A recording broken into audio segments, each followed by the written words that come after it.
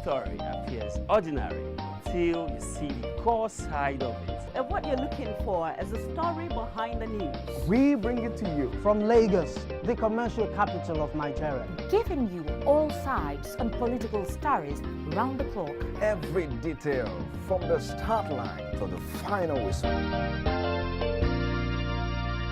CoreTV News, expanding your view.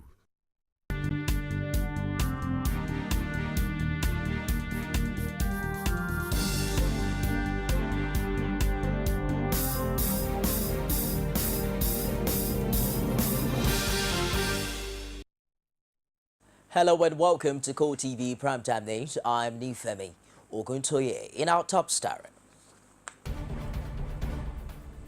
the police authorities have warned potential troublemakers ahead of the April 11 gubernatorial and State House of Assembly elections.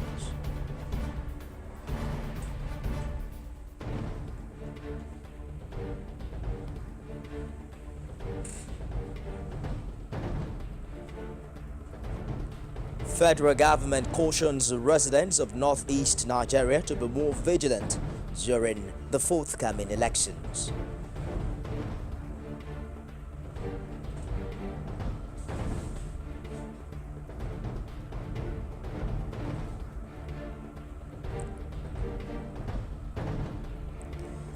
And President Goodluck Jonathan pays visit to former Minister of Defense Theophilus Danjuma in his Asokoro, Abuja residence.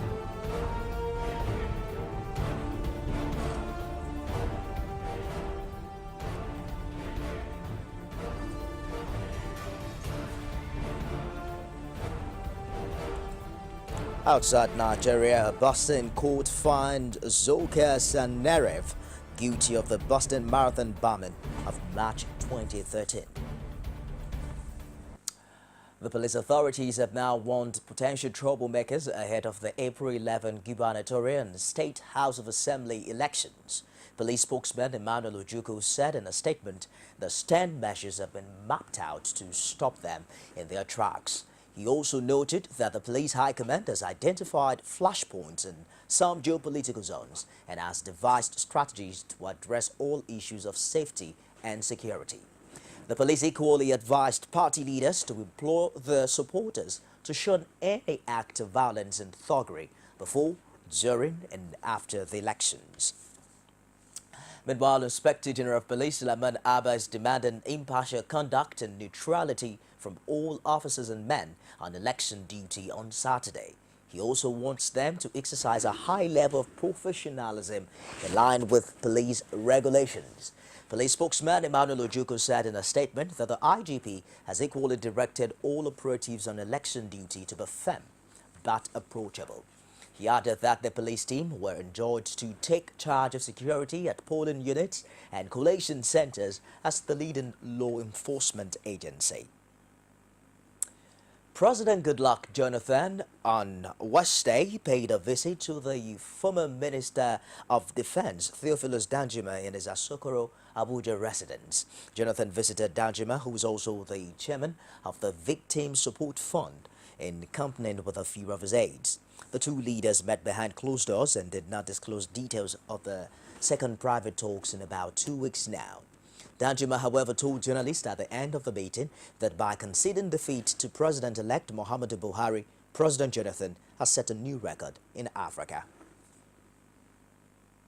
President Jonathan has set a record, something to be emulated by the rest of Africa and indeed the whole world.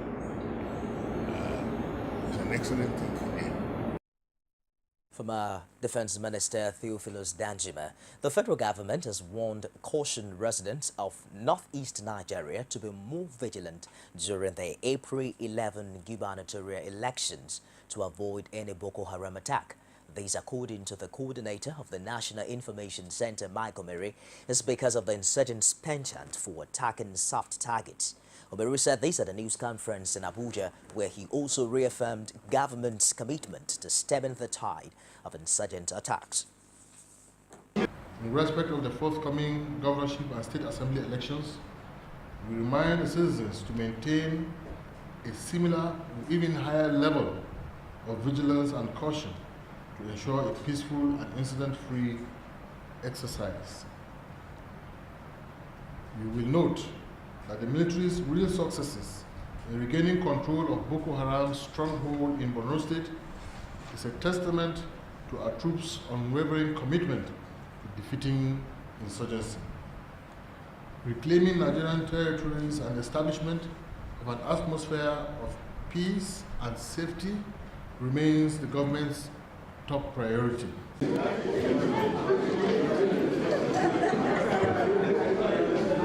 The wife of the governorship candidate of the All Progressives Congress in Kaduna, Hashita El-Rufai, has been soliciting support from the women folk in the state for her husband's bid. She used a one-day women summit organized in conjunction with the campaign organization in Kaduna to drum up support for Nasir El-Rufai. Amina Nebi has more in this report presented from our studio. These are thousands of women who have turned up for the Women's Summit. They are here to show support for Nasir El-Rufai's bid for the Kaduna State Government House. The wife of the governorship candidate is convinced that women have a major role to play in determining the winner of the April 11th elections. My husband and I, at the early stage, realized that if we want to bring change to Nigeria, we want to bring change to Kaduna State, we can't do it without the women. Women are very important. So we thought, unlike before, when every government will just say that this is what I'm doing for the women, it is important that the women be part and parcel of the decision-making of what they want. It also provided an opportunity for some women to speak on the likely effects of the victory of President-elect Muhammadu Buhari on Saturday's elections. I feel very happy because it is a struggle for 12 years. But at least, that showed his steadfastness, that showed his commitment and his passion to serve his country. That showed he is dedicated and he's a man of his word. So we're really very happy that at least he did not give up, because the Nigerian people look upon him as a role model, as a figure, and as a pillar for him to salvage this country. And I'm so happy that today he is the president-elect. The governorship candidate, Nasir El-Rufai, on his part, appealed to women to come out en masse as they did on March the 28th. We think we should listen to our women and hear from them what ways the state government can help. In addition, since General Buhari is the next president of the Federal Republic of Nigeria, whatever suggestions we get from our women to help Nigerian women generally, we will pass that on also to General Muhammadu Buhari. We are here to listen to them, not to tell them what we intend to do, but to hear from them. El-Rufai is clearly confident of victory on Saturday, and he made it known to the women that he has mandated his wife to consult with them with a view to knowing their pressing needs in order to address them as the next governor of Kaduna State.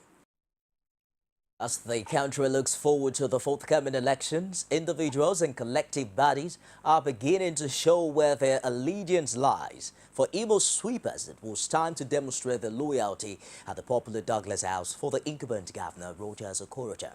Correspondent Ajibade Awofeso was there. According to some leaders of the Imo State Sweepers Group, which consists of mostly women, Governor Rogers Okorocha has done marvelously well and should be voted for by all in the state. I want the Imo Sweepers. I be a Kanyabia. Not see Owele Ikenuku.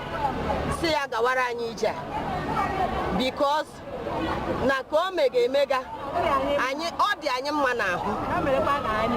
Kambanya Parana as Anya. 1 naira Nyanya Chobe. Oh, when born Abonambe election. Months in the Haga, Betio Village, and you 1 naira. Okutalania. No Quanelia, Quanyanka. Naya Maria, that is all on a seat. Naya getting your Ranye goes. So I know Yanuku say, oh, well, can it go? few affirm that the promises made by the governor during the 2011 elections were fulfilled. The promise Owele made to us, Owele promised us for free education, promised us for women empowerment. Owele give us free education. We're not fighting with our husband because of school fees again. And Owele is paying us. Before month's end, Owele has paid us. So we are telling Owele today that we Imo women sweepers, we are strongly behind. After meeting with the governor, they all left promising to ensure he's voted back into office. Ajibade Awofeso, CoreTV News, Owerri. Vice President-elect Yemi Osinbajo has promised that education and development will form the cornerstone of the Buhari administration. Osinbajo stated this while addressing teachers in Lagos. He emphasized that the administration, aside ensuring free education at the primary and secondary school level, will also provide free university education for teachers in the country. Abiola Luwole has more. The story is presented from our studios. The hall is filled with teachers across Lagos State. They gather to listen to the Vice President-elect Yemi Osinbajo on the plans of the Buhari administration for the education sector. The chairman of Lagos State chapter of the Nigeria Union of Teachers, Adeshegun Rahim, set the ball rolling by highlighting the expectations of teachers from the coming administration. For the economy of this country to grow, Nigeria must invest in teachers. After stating that a federal government under the watch of Buhari will ensure continuous training of teachers to allow them realize their potentials, Osinbajo noted that operators of the education and the health sectors will be given top priority in policies of the incoming administration. Housing is a very important aspect of welfare, and we think that we have to be able to work with the federal government on the issue of housing for teachers. We have a big housing policy, but our housing policy is going to be based first and foremost on those who are critical sectors of the economy. And teachers have been identified as one of those critical sectors of the economy for housing. Osinbajo, however, urged the teachers to vote for Akinwumi Ambode and other candidates of the APC at the April 11 poll. I know from scripture, the Bible says there's a time and season for everything. The season of PDP is gone. This is the season of APC. And anybody who understands times and seasons must know that you flow with this good season when it's that good season. So let's not even debate that. Speaking in the same vein, Governor Fashola also appealed to the teachers to vote for continuity by electing Ambode. So go back home, apart from getting everybody to vote, get those who did not vote with you to come with you, that we are better together now that we have the center in our hands. As politicians continue to strategize towards the governorship and House of Assembly elections, the expectations of Nigerians, according to analysts, is good governance, irrespective of party that takes over government.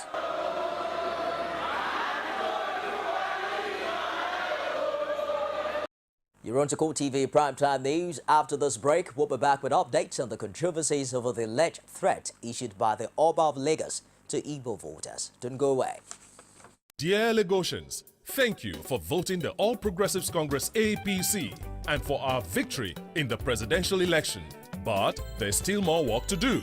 To continue to enjoy the ongoing regeneration that started almost 16 years ago in Lagos State, vote for Akinwumi Ambode as governor and APC candidates for the Lagos State House of Assembly. The APC government in Lagos State will continue to provide good roads and infrastructure, transportation, healthcare, education, housing, electricity, employment, markets, clean environment, security, and much more. Lagosians, let's consolidate on our collective achievements and keep Lagos walking. This is not the time to experiment. Akinwumi Ambode has over 27 years' experience as a public administrator and is the man for the job. On Saturday, 11th April 2015, come out en masse and vote APC. Support continuity of excellence. Vote Akinwumi Ambode for Governor of Lagos State. Vote APC. Welcome back. If you just joined us, it's CoreTV Primetime News, a recap of a top story. Police authorities warn potential troublemakers ahead of the April 11 gubernatorial and State House of Assembly elections.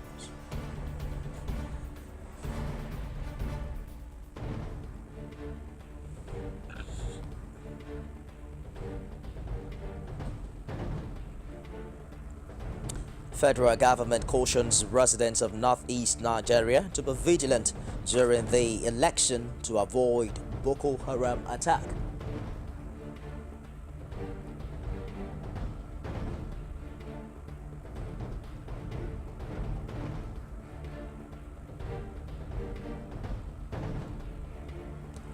And President Goodluck Jonathan pays a visit to former Minister of Defense Theophilus Danjuma in his Asokoro, Abuja residence. You can get all of our top stories on any of our social media platforms. On Facebook, it's facebook.com/CoreTV News. On Twitter, handle is at CoreTV News NG, and we're streaming live on YouTube. It's youtube.com/CoreTV. Love a space and news.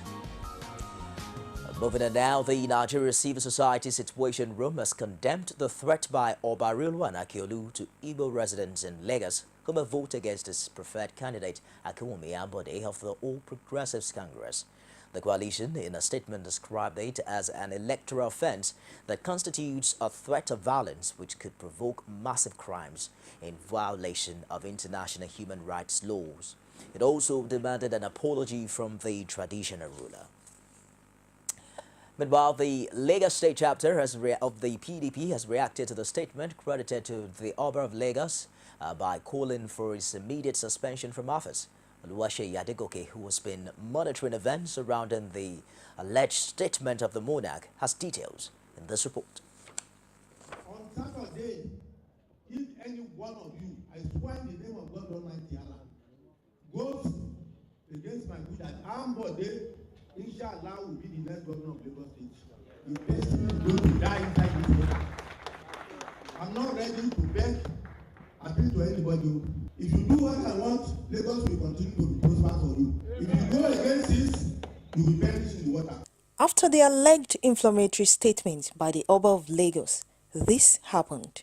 Obviously, we are very, very sorry for what happened last Saturday. What I'm trying to tell you, sir, is that we come here today to tell you that coming Saturday, you will see a different thing. According to Lagos PDP, the silence of the state governor over the alleged inflammatory statement suggests the Oba is acting the script of the APC. Because this is beyond politics now. And so we expect that the governor should take it very seriously and suspend the Oba of Lagos at this time. The Oba of Lagos should not still be in possession of that stool as we go into this election, because already he has desecrated the stool and he has showed that he is a threat to free, fair, credible election on Saturday. Lagos State APC, however, disagrees, dissociating itself from the monarch's statement. It's a political issue. This is a political season. If you don't say anything, somebody will put words into your mouth. I can't tell you. I won't believe that Kabesi said it. They're just pancaking it, those who want to play politics with it. And so that we can go and vote Jimmy Abaja. Kabesi is just on his own. He's not APCO. He's not the governor. So allow the man. He's a decent man, former AIG. Let him hold his opinion. Though the governorship election is coming in less than 4 days, the controversies surrounding the alleged threat by the monarch is a pointer to the competitive nature of the coming contest. Oluwaseyi Adegoke, CoreTV News, Lagos.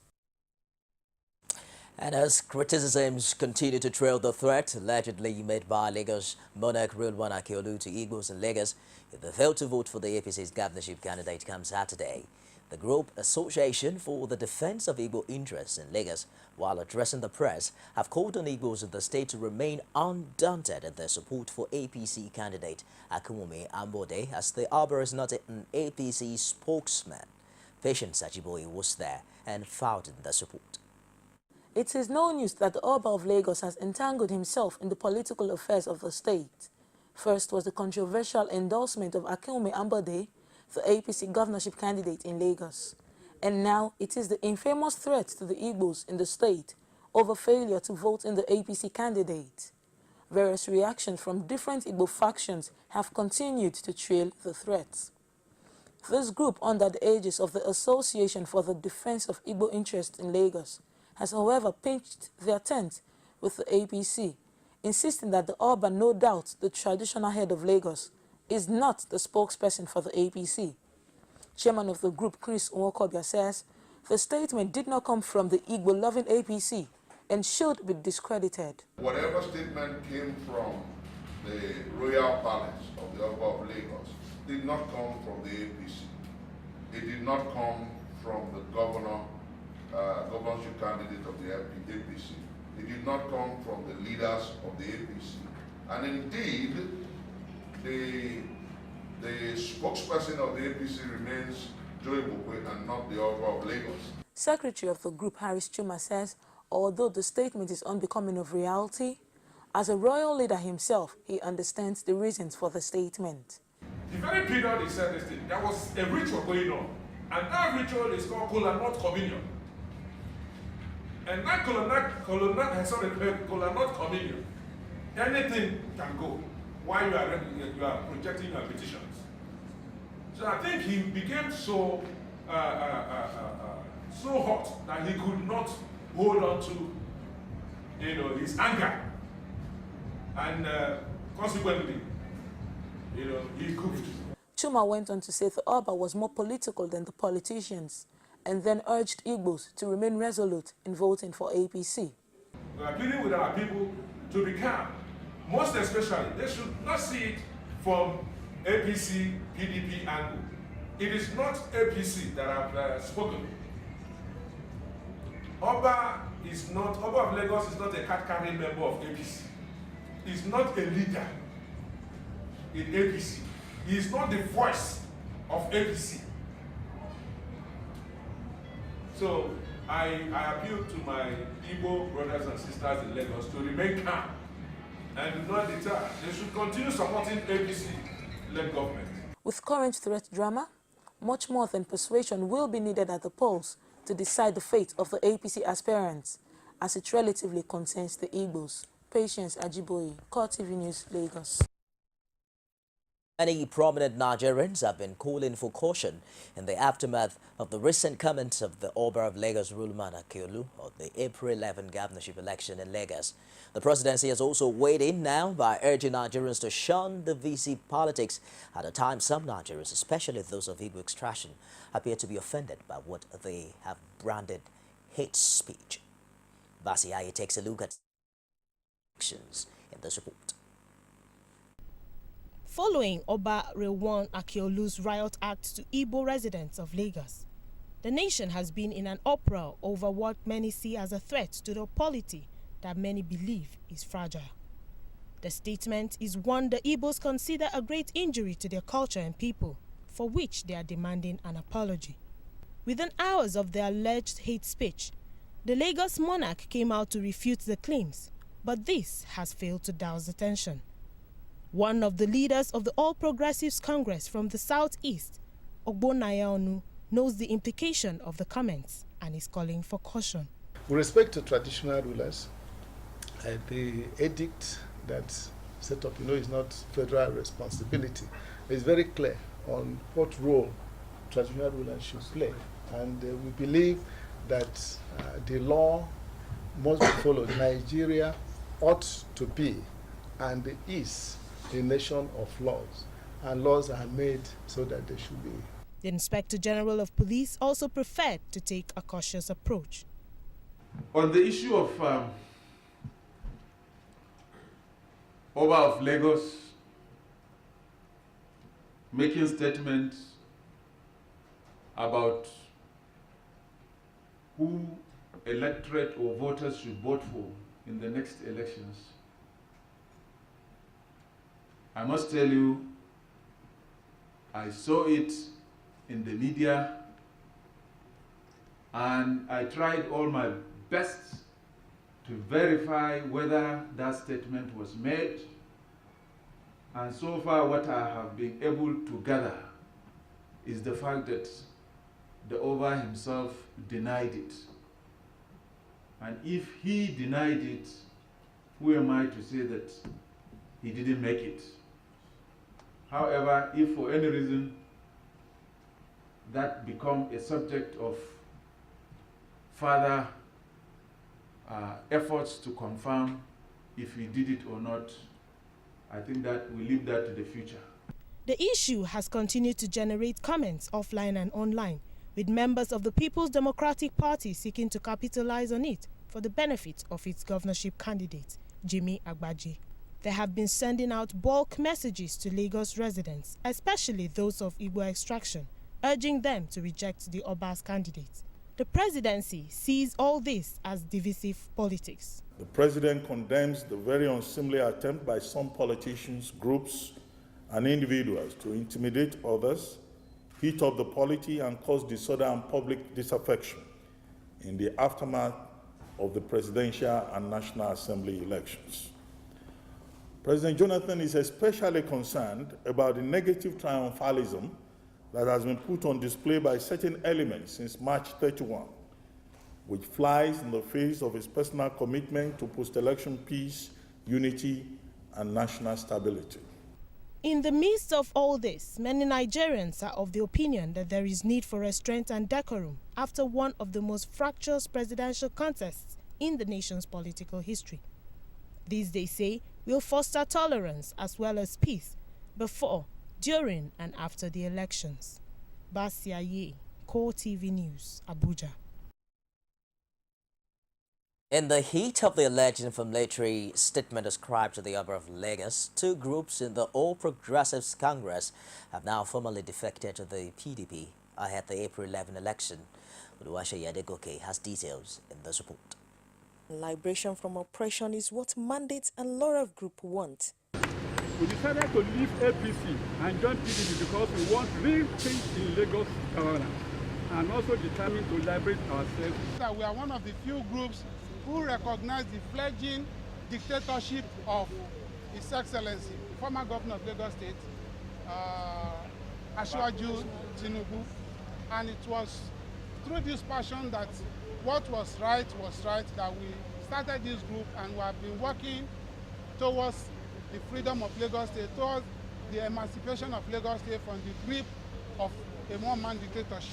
Welcoming the group to the party, April 11 election is very crucial to the Lagos PDP. It will gain history that you are here to join us in winning the election of Saturday.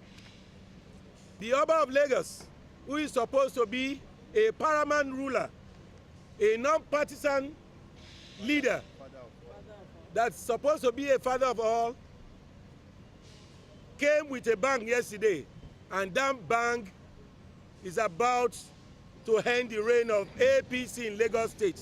The party is back on the drawing board to work for a better governorship elections. The game is not over. Let me assure not only our brothers from the southeast, the Igbos,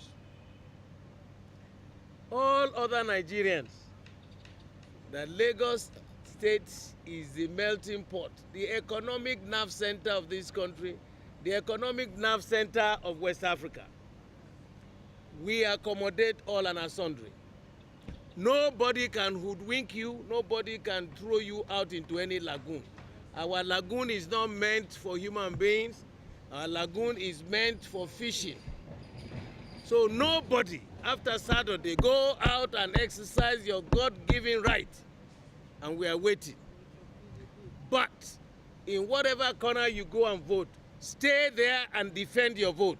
The party urged all, especially the non-indigens in Lagos, not to be afraid to go out to vote and defend it on April 11 governorship elections. Oluwase Yadegoke, CoreTV News, Lagos.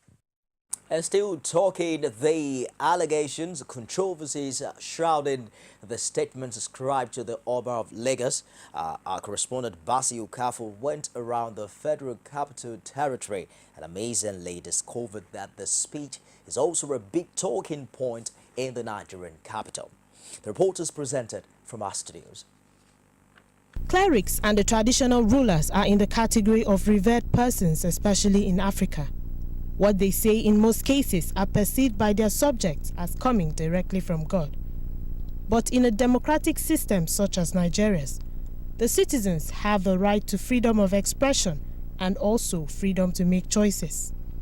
The alleged threats made by the Oba has left many wondering the place of individuals in electing leaders without fear or favor. Taofik Adewale is a Lagosian plying his trade in Abuja. To him, the monarch's speech should not be seen as a divisive statement that should cause panic in the country. What the Oba of Lagos said was just, the way I see it, is just being misquoted. When the people came to the palace, they came to visit him, so it was actually telling them that if you know you don't buy my own ideas, that's a kind of language we use in Lagos. That's go and die in the river, go and die in the lagoon. We use it as a kind of phrase in Lagos. So the way people now, take it to be an insult on the Igbo, I think it's something that we really need to sit down and talk about it. But to me, I would have loved to plead on his behalf because I'm one of the royal person from Lagos too. Others, however, maintain that people occupying sensitive positions should be careful about their utterances, as they are looked up to by their followers as opinion leaders. They say Oba Akiolu's alleged hate speech runs contrary to the peace accord endorsed by many politicians across the country. Everybody have the right to express he or her own opinion over a certain issue, but for those that are occupying some kind of position in Nigeria, at times they need to check what they say before they say it, because people, they have followership, quite a lot of followership. But if I take on the Oba of Lagos to really examine him and make my own assessment, I will tell you that one, Oba has not been consistent with things that are credited to him. There was a time that whatever Obasanjo says, he will attack Obasanjo and insult Obasanjo openly. And for an Oba, it's not supposed to be so. Although APC has come out to condemn the threats said to have been made by the monarch, many are still insisting that the Oba should apologize to Igbos to calm already frayed nerves. If you come out and say that I am sorry, it was a mistake, like when Asari Dokubo came, he said he's going to fight war. He later came back by his mouth. We heard him, he spoke, he said that he's sorry, it was a mistake. That is what we expected him. Nobody is above mistake. If he had said something of that nature and he came out boldly and said, please, I am sorry, it is overstatement, we will forgive him. Statement of Oba of Lagos. What I will say about it is ordinarily Oba has come out to deny it even when the audio is everywhere. But for the fact that he has come to deny it is a kind of turning point that maybe he has regretted what he said is not actually good for the peace and unity of this country. But nevertheless, since he has denied it, it's something that we should just play over. Because what is the position of Oba? Oba, of course, is a head of a particular town or community, which can have says and direct at local level. But at the end of the day, he doesn't have absolute control of what people will do. He can only advise as an elder. A cross-section of Abuja residents are clearly not comfortable with the alleged threat, but they are not certain that it will affect the outcome of the gubernatorial election in Lagos State. Away from the controversies rocking the Oba of Lagos statement, now to Kwara State, where what seems like acting on the orders of their political leader, thousands of members of the People's Democratic Party, believed to be loyal to Gbemisola Saraki, have now defected to the All Progressives Congress. The defectors include the state party secretary, woman leader, youth leader, and 5 members of the House of Assembly, candidates of the House of Assembly at the Saturday election. The state chairman of the PDP, however, dismissed the defection as not affecting the chances of its party at the Saturday poll. Rashid has more from Ilorin. In what has been speculated for weeks in Kwara State, the gale of defection hitting the PDP nationwide has also found its way to the Kwara chapter. Just a few days to the election, over 2,000 members of the party believed to be loyalists of Bimsola Saraki dumped the party, led by a former Speaker of the Kwara House of Assembly, Yusuf Benjamin, and some members of the state executive of the PDP. Recall that a fortnight ago, precisely on the eve of the Presidential and National Assembly elections, Senator Bimsola Saraki directed that all the supporters from across the 16 local government areas of Kwara State to troop out and vote massively for all the candidates of the All Progressive Congress, APC. Recall also that yesterday, Tuesday, 7th March 2015, the distinguished Senator formally consummated what she started a fortnight ago by publicly announcing her move to the APC.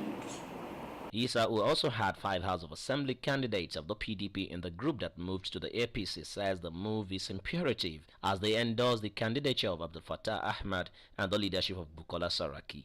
This decision involved, among other things, the following: the resignation of a number of high-ranking members of the PDP State Executive Council, including the State Secretary, Woman Leader, Youth Leader, and others. The immediate withdrawal of the nomination of more than 5 House of Assembly candidates that have brought form on the platform of PDP. They are withdrawing their contest. They are withdrawing from the contest by the grace of God anymore. They've withdrawn already, so they will not go into the contest on Saturday.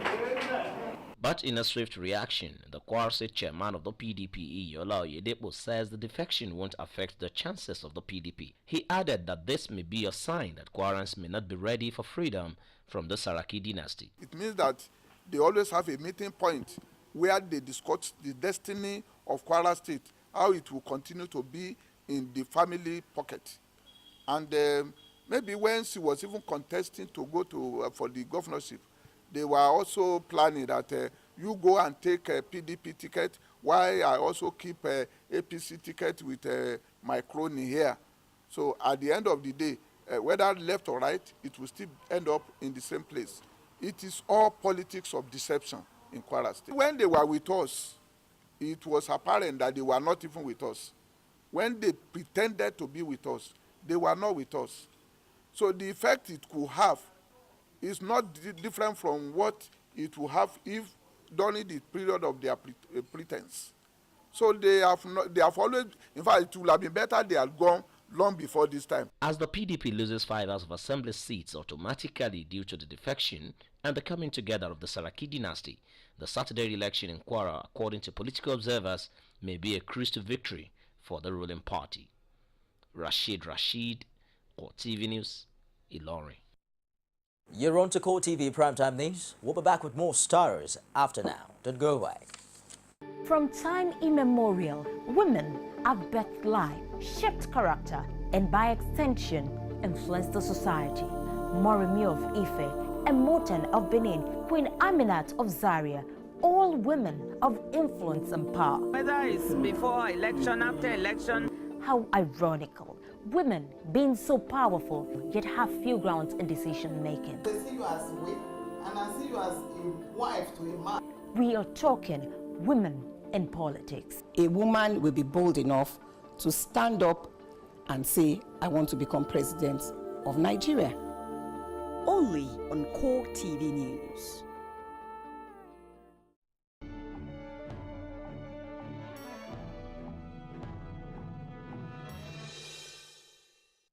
On business tonight, the Central Bank of Nigeria is set to move against the use of foreign currency as a medium of exchange in the country, as it advises the general public to report any contravention of the provision of the Act to the Economic and Financial Crimes Commission, EFCC, and the CBN for appropriate action.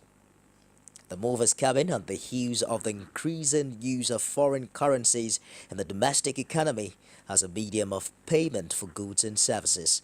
In a statement signed by Ibrahim Muazu, Director of Corporate Communications, it says this practice is against the provisions of the CBN Act of 2007, which states inter alia that currency notes issued by the CBN shall be legal tender in the country for the payment of any amount. We'll now join Sabina Izoku for today's update from the stock market. CoreTV News Stock Market Report. Hello there and welcome to the Stock Market Report segment with me, Sabina Izoku. Equities market on the floor of the Nigerian Stock Exchange ended on a negative note today as the Nigerian All Shares Index depreciated by 2.19% to close at 34,175.24 basis points. The market capitalization decreased to close at 11.6 trillion naira. In all, a total volume of 704 billion units of shares valued as 4.66 billion naira were exchanged in 6,742 deals. On the gainer side, Nestle once again topped the gainers chart to close at 1,000 naira and 3 kobo with 20 naira and 3 kobo price difference, followed by AG Leventis, Nascon, Champion and Costain. On the flip side, Supplement Oil topped the chart to trail by Mobil Oil, Nigerian Brewers, West African Production Company and Dangote Cement. Meanwhile, Transcorp topped the traders chart trailed by Standard Alliance Insurance, First Bank Nigerian Holdings, Access Bank and United Bank of Africa.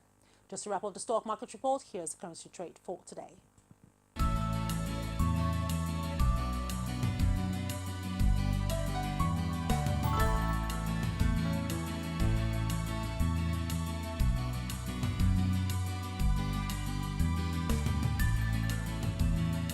CoreTV News Stock Market Report. Emmanuel Ezekiel is standing by now for some action in the world of sport. Power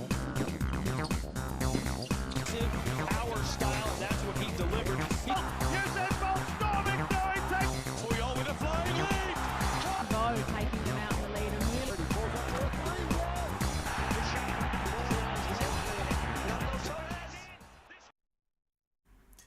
Thank you, Nufemi. Welcome to the exciting world of sports. Nigeria have been drawn with Egypt, Tanzania and Chad in Group G of the 2017 Africa Cup of Nations qualifying series after draws held in Cairo on Wednesday. The Super Eagles, 3-time winners, will challenge the Pharaohs, record 7-time winners, for a ticket to play at Gabon 2017. The winners of each of the 13 groups will pay automatic qualifying tickets, while the two best second-place teams will join to train to Gabon. Notwithstanding their illustrious credentials, both Nigeria and Egypt failed to qualify for the 2015 tournament held in Equatorial Guinea, with Egypt's last showing being at Angola 2010, where they recorded their extended 7th title run. Meanwhile, Gabon have been chosen to host the 2017 Africa Cup of Nations finals. The 2012 co-host won a vote by the Confederation of African Football (CAF) Executive Committee in Cairo on Wednesday ahead of Algeria and Ghana. It will be the second time as host for the country, which is located on the west coast of Africa, having previously shared duties with Equatorial Guinea.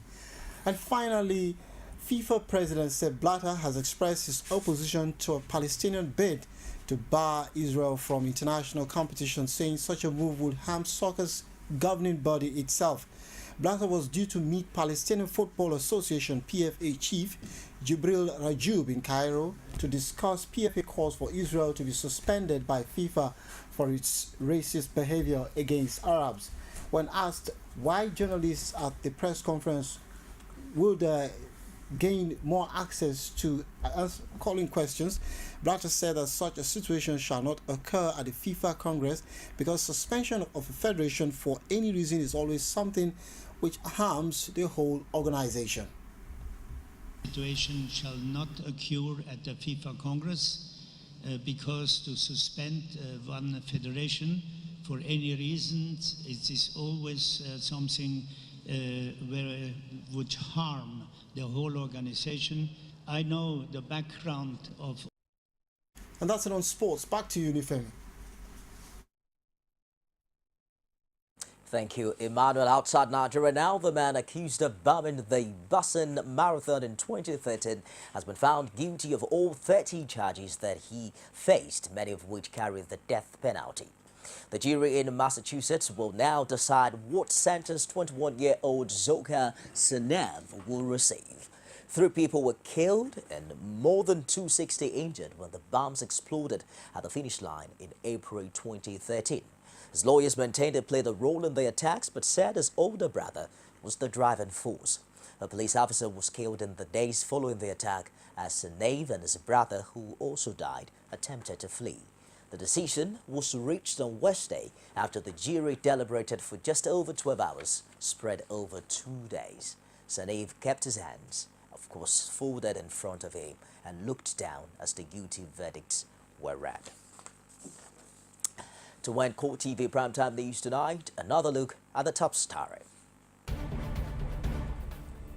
We reported that the police authorities have warned potential troublemakers ahead of the April 11 gubernatorial and State House of Assembly election polls.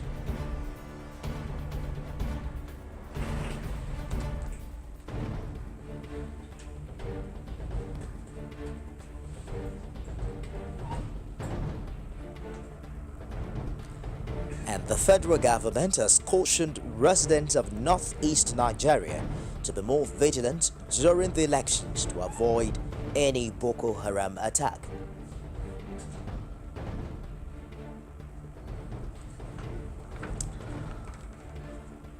On behalf of the production crew, thank you for watching. I am Nifemi Oguntoye.